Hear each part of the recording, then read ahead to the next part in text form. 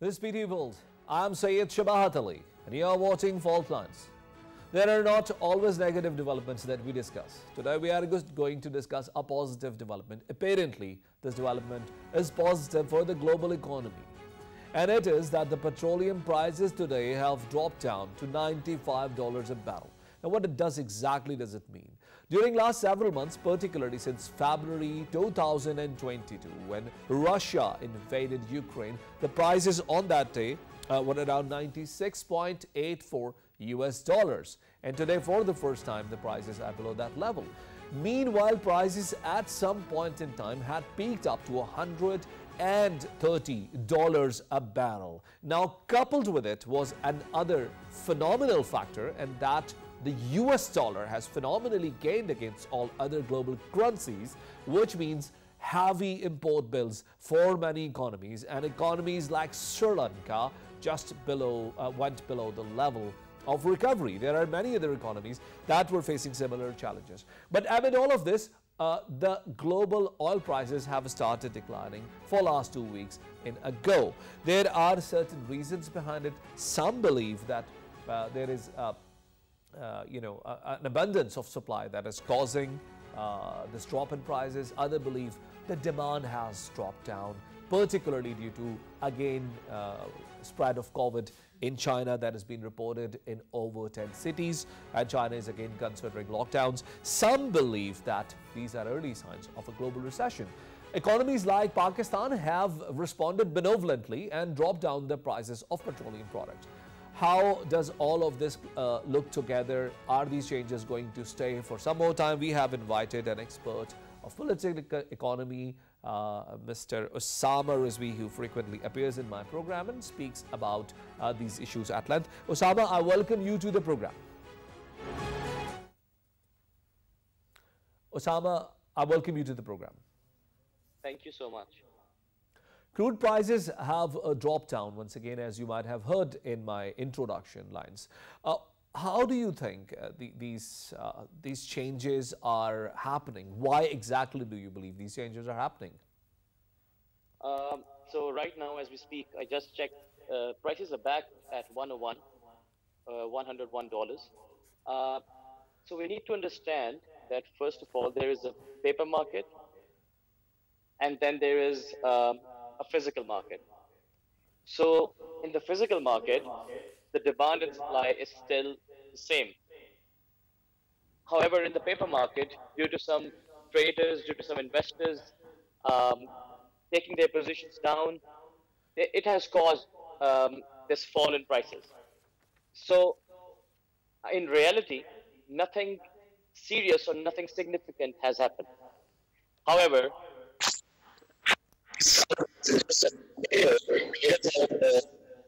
traders have just given away position $14 million or 14 billion barrels of oil was liquidated in the beginning of this month. So that has caused, similarly to what as the stock market works, so the oil prices have taken a fall. It is not due to anything in the fundamentals. The fundamental factors still remain. Osama, do you mean that there are no substantial drop in the global demands and there is no excess of supply as well? Yes. The thing is, ever since we've spoken last, maybe, I don't know, 1.5 months ago, things have not changed much. First of all, there are concerns regarding supply. So you said that there are concerns regarding maybe there is an oversupply of it. I don't think so. There are actually concerns regarding an undersupply of oil. Because of COVID-19, we know the story. Industries were closed down, the countries were closed down, business was halted, but now it has all begun, once again commenced. However, oil production has not. So let me give you an example. OPEC Plus is under a production quota, as we all know. So they are curtailing their production. Last month, up until last month, from the past few months, they have not been able to meet even those curtailed levels of production. So you can see that the level of production, the level of supply in the market is not as the demand is. So therefore, the one big concern that remains is an impending supply crisis, an impending supply crunch. I've forgotten what was the second part of your question. Let's move forward with this. So you're telling me that the global supplies are not targets are not being met by OPEC plus. This is quite concerning because if OPEC plus is not being able to meet its target, this means that essentially the demand will jump forward and the prices are going to bounce back very soon. We have just recently seen a peak of $130 per barrel that was crumbling for many economies. That was unbearable for many economies. So this is the point where the second issue comes in, and you're absolutely correct. So after the 24th of Feb, there was a geopolitical risk premium to the oil prices, as it is called. Prices were up because of those geopolitical events, but as it didn't die down, but as people became desensitized to the news, even the war is still going on right now, what was driving oil prices higher was not Russia and Ukraine. It was these concerns regarding the undersupply of oil. So this is a very important point that we all need to understand. And that concern still remains. However, regarding the demand, the fears, the recessionary fears have taken over now. So I've written about it as well recently. So there is, at one point, there are recessionary fears. On the other end, there are supply concerns. So oil prices remain volatile. If you ask me that will prices fall below or they rise up, we don't know. They'll remain volatile between these 2 points. At times, traders weigh on the left side, which is they fear about recession, they fear about a demand destruction coming up, industry slowing down. On the other hand, they say that this might not happen and the supply concerns still remain. That is why you're seeing a lot of fluctuation in the oil prices right now. There is an article recently published in Russia Today, and the article states, I have shared this article with you before the program, and it states that Russia is selling a lot of oil to Middle Eastern countries. And this is primarily a reason why Middle Eastern countries are more rich with oil reserves. Now, is it a part of their propaganda campaign? Is it that easy to cheat the global sanctions that are against Russia at the moment? Yeah, so that's a very interesting question, and allow me to answer that in detail. Uh, Initially, the purpose of the sanctions was to cripple Russia's economy. However, what has happened is very interesting. So last month, in June, it was reported that Russia earned $1.7 billion more than the last month due to elevated oil prices. Last month, the news came out that Russia's currency, ruble, has been one of the best performing currencies in the world. Apparently, and I'll share some stats with you, so about 535,000 barrels per day of oil flows were taken off from the European markets because Europe sanctioned Russian oil. However, literally all of those barrels were replaced by the Asian markets as they took in about 525,000 barrels during the previous months. So this has been literally that what was going to Europe has now been heading to Asia. So there is no propaganda in it. The stats, the revenue figures, the oil flows, it shows that this has been happening. To answer the second part, where you ask, is it that easier to cheat it? It's not, but see what is happening right now, and we might talk about it. Germany is facing an energy crisis. Europe is facing an energy crisis. The issue of energy security has come to the fore, and the world is now realizing that sanctions are on one hand, but they also need energy to keep their homes heated, or in our cases, to keep the electricity going. India has been exempted. Officially or non-officially, India has been buying Russian oil. China is doing so. So Russia has replaced Saudi Arabia as China's largest oil provider. So all of these changes are happening, and this is, in a way, it's a new emerging energy order in the world. So yes, fortunately or unfortunately, this is not cheating, by the way, but it has become easy to manage sanctions, at least for Russia at the moment. Osama, while responding to my previous question, you also mentioned the word recession.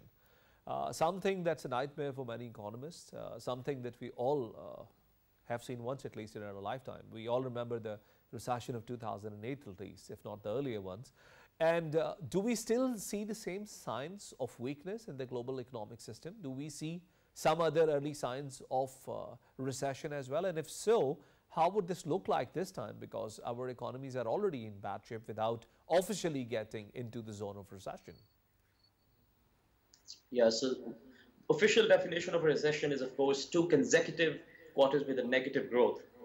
And this might not be happening in most of the countries. However, these technical definitions do not always hold true. Let me give you an example of Pakistan. So recently it was reported that our inflation rate is 13.8%. Right. However, there is a professor at Johns Hopkins University, Stephen Hanke, and he has devised his own inflation index. And that Yeah. is, he calls it real inflation rate. He takes in, technically purchasing power parity basis. And according to that, the inflation rate is 40%. And that seems to be true. And you and I think, will both agree that inflation does not seem to be around 14%.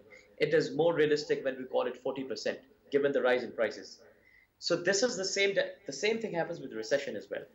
I've written about this I've been writing about this for the past 8 months, that a recession is due.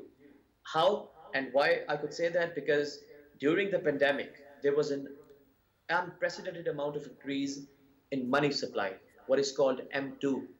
There was an unprecedented amount of increase in money supply. On the other hand, the interest rates were very low. However, in 2022, up until this point, in the first 7 months, there has been 83 interest rate hikes across the world. So all the money is still there. Most of the money is loans, debt taken from banks, taken from investors to invest somewhere else or to buy some things. And now interest rates have suddenly gone up. So speaking about the weaknesses of the global system, this is the greatest weakness. And this is also the most blatant one. And I think we need not go any forward to see that on this basis, a recession is certainly due. Point taken, Osama. But that gives birth to another very important question. We all see that United States is also facing one of the worst kind of inflations recorded in their recent history, at least as per the official statistics. I will not go with the statistics shared by the professor you were talking about. Despite having so much of inflation, the United States dollar, the USD, is beating all currencies by miles. And it's brought euro down to parity. I mean, it's almost on equal value now. There was a recent article published by New York Times. You have also shared it on your social media handle, which mentions that all international currencies have actually lost value against USD. Quickly tell me, how does that happen? Very, very briefly, one of the factors that affects the value of a currency is interest rates. So whenever the interest rates of a central bank goes up, the value of that currency goes up because it increases its demand for it. Especially in the case of dollar, recently the Federal Reserve Bank of America has been raising interest rates, right? We all know that. So that has been translating into a stronger dollar, because rising interest rate means that there'll be a flight of capital from other countries of the world to the US. That will increase their reserves, which will increase the value of their currency. So this is what has happened. And unfortunately, this will continue to happen. The dollar index, which is measured against the basket of other currencies, it is at its 20 years high. So unfortunate for Pakistan, even though we were given the go-ahead, the green signal from IMF, we don't see that translating into a strengthening rupee. This is why we don't see it happening. And how does it affect the future of US dollar as a global currency? Because we are seeing many countries now using alternate currencies. Recently, India has used Chinese yuan to buy oil from Russia, and many other countries like Saudi Arabia also had a very serious conversation with China to use RMB as a currency, and we did a program on that as well. So how does this price affect the future of USD?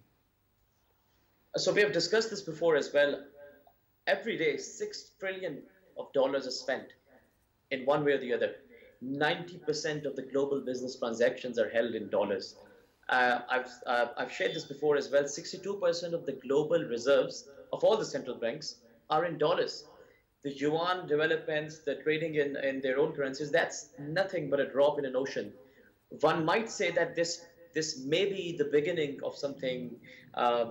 Down the road, maybe 100 years from now or 70 years from now, dollar might flinch from its point, but this is not going to happen anytime soon, not in 20, 30 years.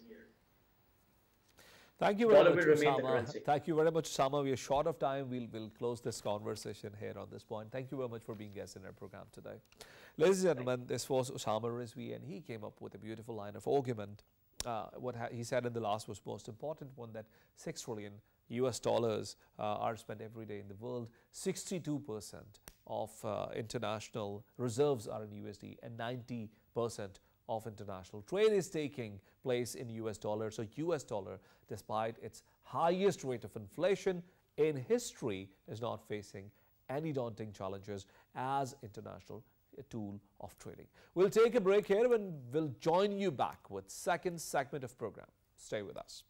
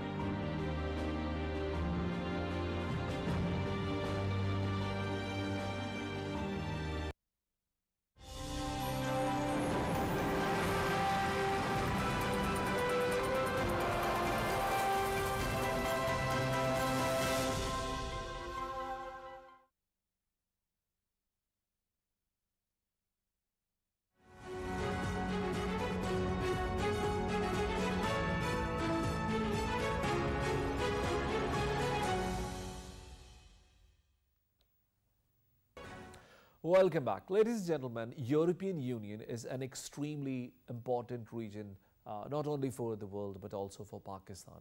European Union is second largest global market for Pakistani products. Pakistan and European Union enjoy very cordial diplomatic relationship since the inception of our diplomatic relationships after the establishment of the country. Importantly, Europe is passing through a very difficult stage of its recent history. After Second World War, the largest war in Europe is being fought at these particular days when we are doing this program. The war between Russia and Ukraine is having its detrimental impact on entire Europe. The Eastern Europe is taking more brunt of it, but certainly the Western European countries are also concerned as the economies are under the immense pressure of rising gas prices. We have invited in today's program Pakistan's stalwart diplomatic representative, Dr. Asad Majid Khan, who is Pakistan's ambassador to European Union and Belgium. Dr. Asad Majid Khan Sahab has remained Pakistan's ambassador in the United States as well, and had appeared in Faultlines in this capacity as well. So for the second time, I welcome you, Dr. Asad Majid Khan Sahab, to my program. Thank you very much, Shabahat, for inviting me into your program. And this is the second time that I am being part of your program, Faultlines. I'm very thankful to you, and I'm happy to share our perspectives from here in Brussels. Thank you very much, Dr. Saab, for your generosity. So first things first, we are going to start to talk about the overall security environment of Europe. That certainly is one of the largest security concerns for Europe at the moment. Do you agree with me if I say that the diplomacy of European nations have failed to resolve the conflict that Europe is facing these days? Well, there is no doubt that not just Europe, I think the entire world is going through a very difficult and tough time. And particularly here in Europe, all veteran European observers are seeing Ukraine as an existential crisis and an inflection point for Europe. It has already impacted almost every facet of European life. The conversations and discussions at the leadership forum can also be seen to be focused entirely on Ukraine. And I think right now the focus of European diplomacy is to avoid escalation, and I think avoiding any further escalation of this crisis into a war would be a measure of European diplomacy's success. And that is, we hope and pray that this diplomatic effort leads to positive outcome, and that all parties are able to find a negotiated solution to this crisis, because already it is impacting not just Europe, it is impacting countries around the world in terms of the availability of food grains, in terms of the escalating energy prices. So whatever happens here in Europe has implications for the rest of the world. So it is in the best interest of not just Europe, but I think for the rest of the world and for developing countries like Pakistan to basically see that this conflict ends sooner than later. Dr. Thank you very much for responding me in detail, but the economic challenges for Europe apparently look very serious at the moment. How serious these challenges are in your learned opinion? Again, I think right now, since I arrived here, the weather here in Europe is good. And clearly, you know, as winter sets in, I think the energy crisis would start to show up in its intensity and scale. The escalating or increasing gas prices also has clearly added to the inflationary trends in Europe, which is seeing one of the highest inflations, you know, since the Second World War. So that is impacting life, and that is going to be a challenge for the leadership here. And as I said, that today, the way in which all economies around the world are integrated, and Europe being a key trading partner to many countries around the world, you know, whatever happens here in terms of economic security and stability also impacts the rest of the world. So for us, that has implications, and that has implications for Europe. Dr. Asad, the diplomatic relationship between Pakistan and European Union is apparently quite significant for both the sides, more for Pakistan. So how do you think this diplomatic relationship is going at this very moment?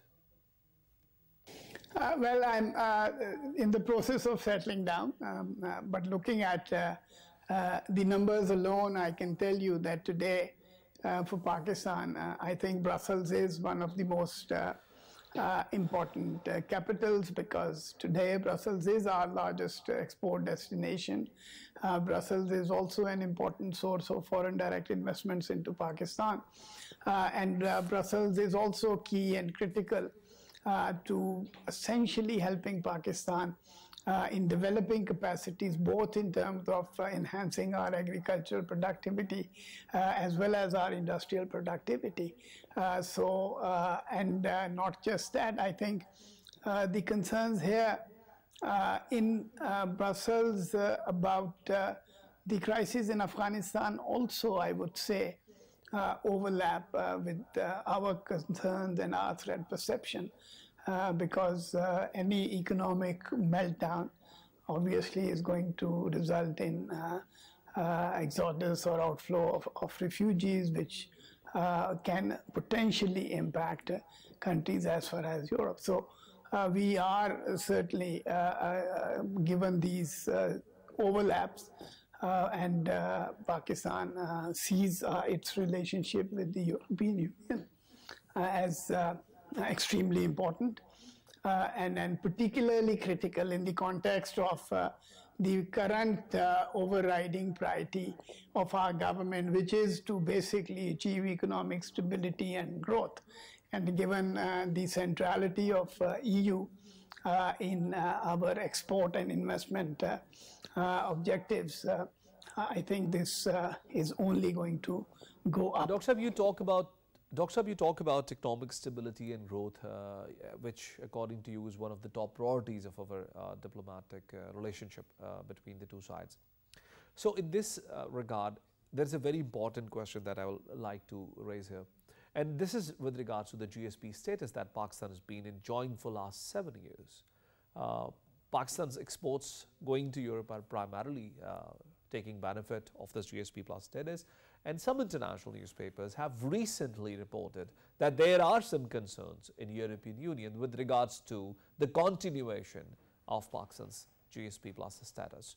Being Pakistan's ambassador in European Union, how do you see this development? Would you tell me if all of this is correct?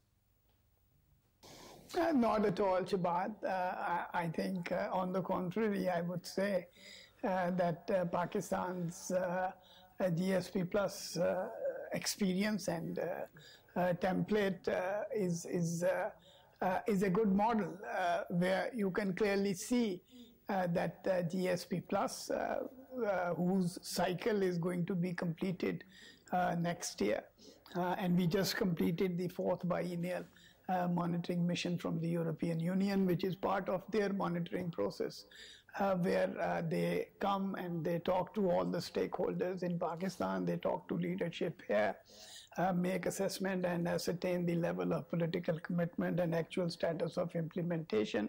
We have had 3 reviews before, the 4th has just been completed. And if you look at the numbers, clearly the European exports to Pakistan have increased by about 69%, whereas Pakistan's exports to European Union has expanded by about 86%.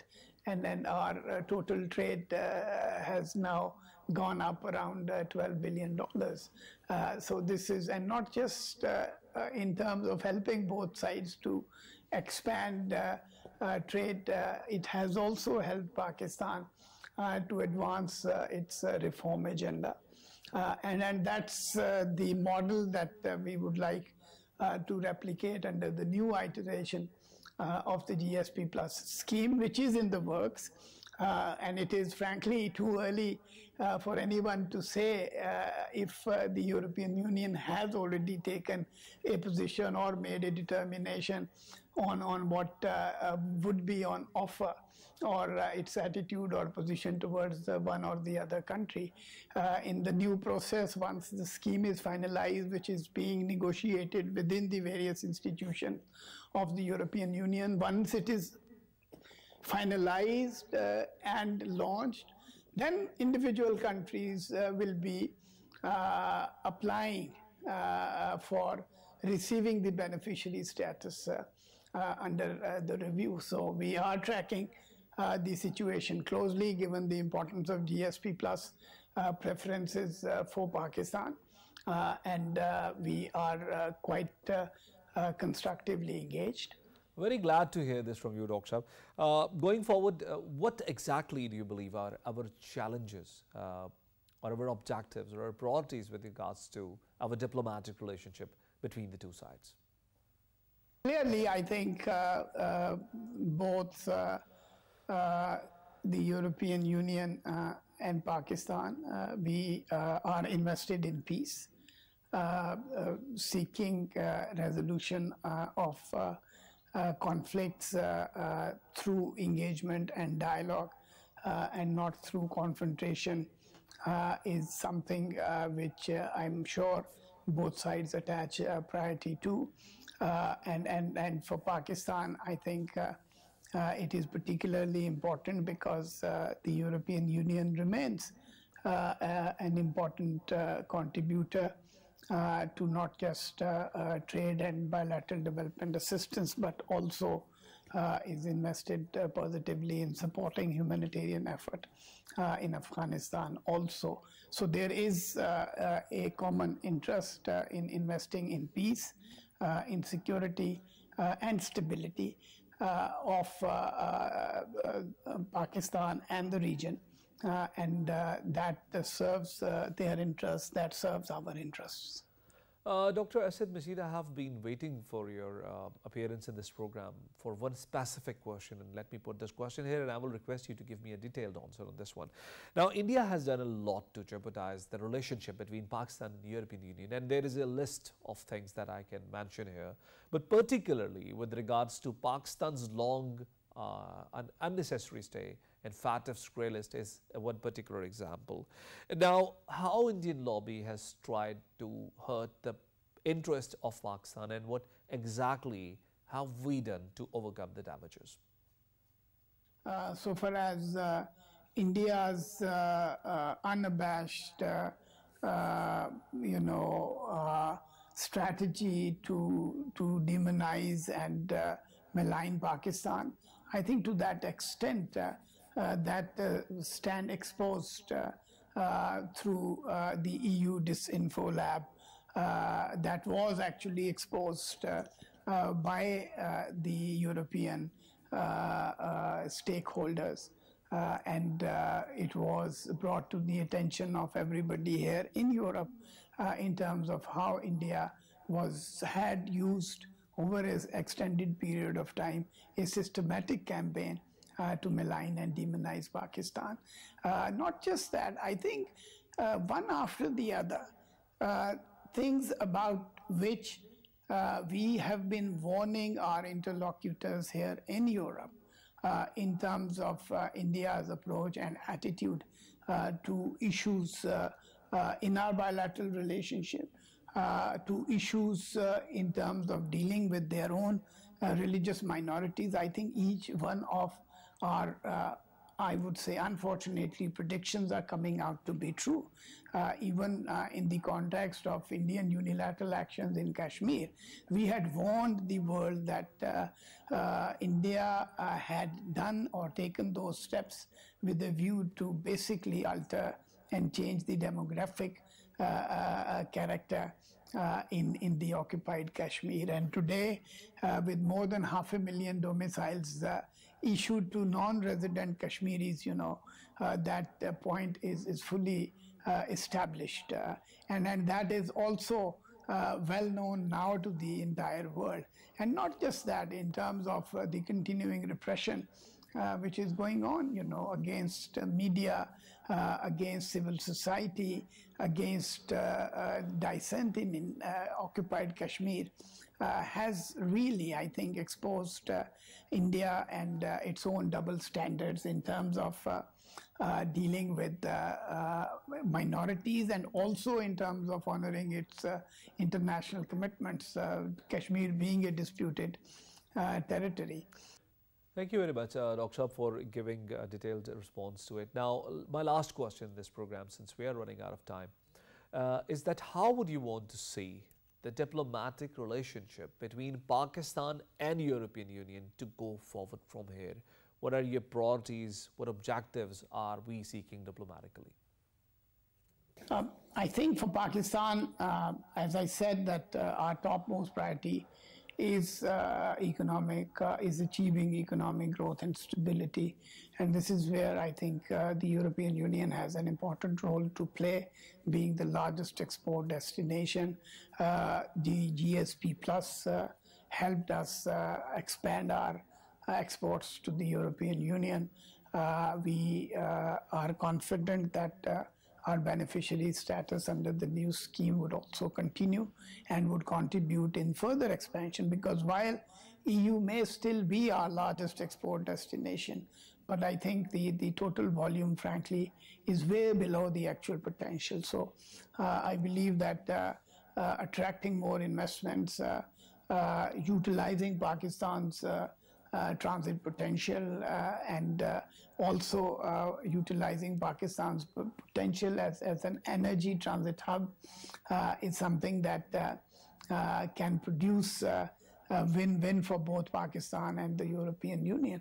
I think another area where I personally see a lot of potential and scope for further expansion in our cooperation is the area of agriculture.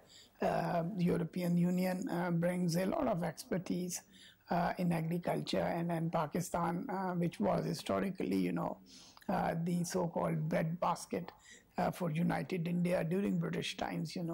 The areas today in Pakistan have the potential of producing much more. So working with Europe to build our capacities in the agriculture sector, in seed development, in enhancing agriculture productive. I think education is another area where we are not utilizing the opportunities in Europe as much as we can or as much as we should. One more area where I see a lot of scope for mutually beneficial cooperation is climate change, because I think climate change is an area where Europe has invested a lot. Climate change is an area where Pakistan is actually one of the most vulnerable countries. So I think there is room for expanding the scope of our dialogue. Thank you so much, Dr. Asad Majid Khan, for being guest in our program today. Thank you very much, Shabahat, for making me part of your program yet again, and this time around asking for my perspective on Pakistan-European relations. It's always a pleasure.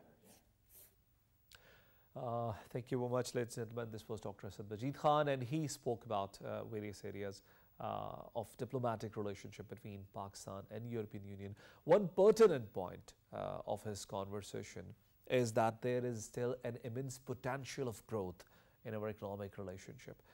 Europe can still accommodate more of our exports, and this is where Pakistan's focus is going to be, in addition to the areas that he identified like agriculture and climate change. We will continue to cover more of such issues next week as well. But until then, Allah Hafiz.